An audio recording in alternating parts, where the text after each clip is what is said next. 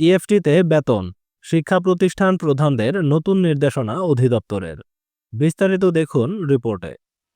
এমপিওভুক্ত শিক্ষা প্রতিষ্ঠানের শিক্ষক ও কর্মচারীদের সেপ্টেম্বর মাসের এমপিওর টাকা ইএফটিতে পাঠানোর জন্য প্রতিষ্ঠান প্রধানকে বিল সাবমিট করতে বলা হয়েছে। 25 সেপ্টেম্বরের মধ্যে এমপিওর বিল সাবমিট করার জন্য সংশ্লিষ্ট শিক্ষা প্রতিষ্ঠানের প্রধানদের নির্দেশ দেওয়া হয়েছে।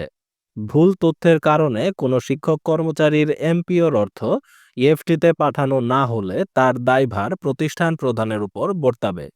24 সেপ্টেম্বর বুধবার মাধ্যমিক ও উচ্চশিক্ষা অধিদপ্তরের এক চিঠিতে এই তথ্য জানানো হয়েছে।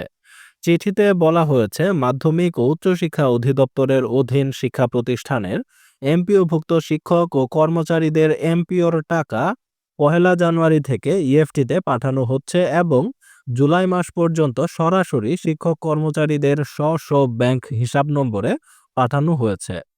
আগস্ট মাস থেকে এমপিওর অর্থ ইএফটিতে পাঠানোর ক্ষেত্রে প্রতিষ্ঠান প্রধান কর্তৃক এমপিওভুক্ত জনবলের বিল সাবমিট করার ব্যবস্থা অনলাইনে যুক্ত করা হয়েছে। প্রতিষ্ঠান প্রধান তার প্রতিষ্ঠানের এমপিও সংক্রান্ত কাজের জন্য ব্যবহৃত আইডি এবং পাসওয়ার্ডের মাধ্যমে ইএমআইএস সিস্টেমের এমপিও ইএফটি মডিউলে লগ ইন করে বিল সাবমিট করেন। এক্ষেত্রে নির্দেশিকা অনুসারে তার প্রতিষ্ঠানের প্রত্যেক শিক্ষক কর্মচারীর জন্য আলাদা আলাদাভাবে বিধি অনুযায়ী প্রাপ্ত এমপিওর অর্থ সঠিকভাবে নির্ধারণ করে বিল সাবমিট করেন। প্রতিষ্ঠান প্রধান কর্তৃক দাখিল করা তথ্য অনুসারে এমপিওর অর্থ ইএফটি শিক্ষক কর্মচারীদের স্ব ব্যাংক হিসাব নম্বরে পাঠানো হয়।